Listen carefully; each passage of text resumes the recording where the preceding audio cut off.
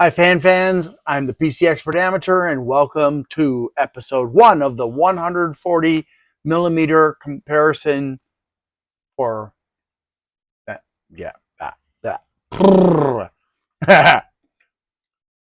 Hi fans, I'm the PC Expert Amateur and this is episode 1 of the airflow and pressure differential comparison of 140 millimeter fans. Thank you for joining me again. If this is not your first time, I appreciate it. And if you can just do me a favor and hit that like button and subscribe and stuff like that, put a comment down there saying something nice or at least something neutral, that would really help me out. Now, as always, I need to remind you that this is my anemometer or airflow meter. And unfortunately, for the area setting, it only has 4 decimal places. So even though I've calibrated this against the Noctua A12x25, it doesn't have enough precision. And as a result, as the airflow numbers get larger and larger, the consequence is that there's a distortion that creeps into those numbers. I don't know at what point that starts happening, and I'm not a mathematician, so I can't build an equation to fix the problem. And I'm unemployed and really short on money, so I can't replace the anemometer with something better, which would just force me to have to take extra measures to do a better job with the airflow, which I plan to do at some point in the future, but not now, obviously. The other bit of news is good news, and that is that despite the distortion, I can still rank the fans based on the airflow results. And then, of course, keep in mind that I use cubic meters per hour instead of cubic feet per minute, but I have got a cubic feet per minute column next to the cubic meters per hour for the maximum, at least. Now, I don't do anything for the minimum. So the fans that we're looking at today are the SilverStone Vista 140 ARGB PWM, the Akasa Apache Black 140 AK-FN062, the Be Quiet Silent Wings Pro 4 high-end 140 millimeter PWM, the Deep Cool by Logisys UF140-X, and this is, I believe, a 3-pin, plus it's also got MolXD adapters in there. One MolXD has a 7-volt for it, and the other MolXD is maximum power, so that's all built into the data too. And the last one is the Noctua Industrial PPC 3000, which is, as the name says, an industrial fan. So what I'm going to do is I'm going to put the RPM results up on the screen. I want you to look at that information and then find other information on the fans. Like, for example, what kind of bearings the fan has. Also, look at pictures. Look at the distance between the fan blades side to side. Look at the blade design, the frame design, the diameter of the hub, and so on, and see if you can figure out which fan has the worst airflow and which has the best, and which has the worst pressure differential and which has the best. Put that down below in the comments and save it. Please do not edit it because this is not a competition. Nobody's going to win anything. It's just an opportunity to learn how to analyze fans without having technical test results available to you, especially since some manufacturers and vendors of fans will lie about their fan specifications. I'm not saying it's these specifically, but there are those out there that lie.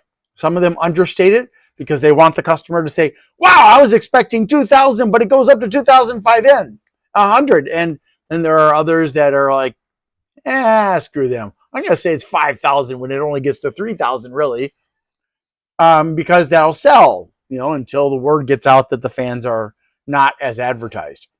So let me get that information up on the screen for you. All right, so we can see that the Deep Cool was rated at 1,200 and came in at 1,300. The Akasa was rated at 1,300 and came in at 1,300. The SilverStone was rated at 1,600 and came in at 1,570. The Be Quiet was rated in at 2,400, and do keep in mind it has 3 speeds. That's why you see for the minimum it says 1,100 slash. That the next number that you can't see is the medium speed. And then the actual results were 2,470. The Noctua was rated at 3,000 and came in at 3,110. I do have another Noctua industrial PPC 3000 laying around, which is the NF-A14 industrial PPC 3000, as opposed to the regular NF-A14. I haven't found it yet. Once I do, I'll add that data in for this particular fan. Now, now that you've got that information, go ahead and do your pause and do your research, and then we'll move on to the airflow results. Okay, now we can see that of the 5 fans, the Deep Cool had the lowest airflow. But despite that, the airflow for this fan is still above average at 168.6. The SilverStone was slightly better, but not significantly, at 173.4. The Akasa at 188.4 was significantly better than in the SilverStone and the Deep Cool. The Be Quiet was significantly better than the Akasa at 223.2, and the Noctua topped them all off at 321.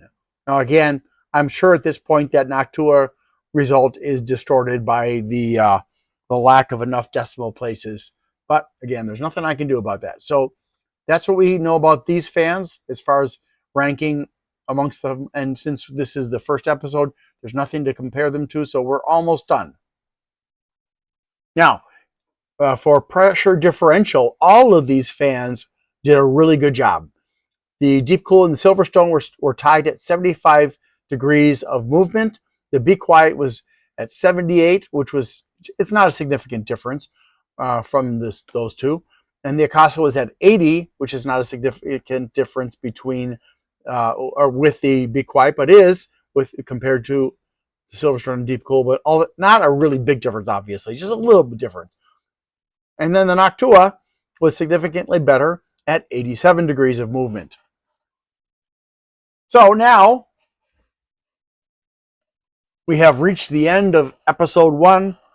I look forward to having you back tomorrow for episode 2, when we will take a look at 5 more 140 millimeter fans. And if everything proceeds apace and I don't get any more 140 millimeter fans, and I don't find any more that I haven't yet reviewed, we should be done in about 15 episodes more. So thank you very much for watching, and I'll look forward to seeing you tomorrow, so to speak. Have a great day. If you would like to help me and get something out of it by helping me on a one-time basis, you can go to my eBay channel, the PC Expert Amateur, where you can purchase the items that I have on sale there. There are lots of keyboards and mouses and some other items as well. I've got cable organizers with power supplies and a bunch of other stuff, a nice variety of things that I have reviewed in the past and I no longer need, and I need to make space. Plus, I also need the money. So if you want to do that, the information's on the screen. I need to ask for your help. Things have been challenging. Whose life hasn't been challenging lately? So if you can please help me out by liking, subscribing, sharing, commenting, and turning on notifications, that would be really, really super. Also, if you'd like to help me financially and you can't afford to, you can do a super thanks on my Glenn's Fast Reviews channel, or you can become a member there. Or if you prefer, you can go to patreon.com/GLENNMII and become a member there instead. Also, I'd like to give a shout out to Bleeping Computer for their support of my channel. If you need resources for computers, for getting rid of malware and learning about cybersecurity and stuff, Bleeping Computer, BLEEPING computer.com is a great resource. Thanks so much for watching and have a great day.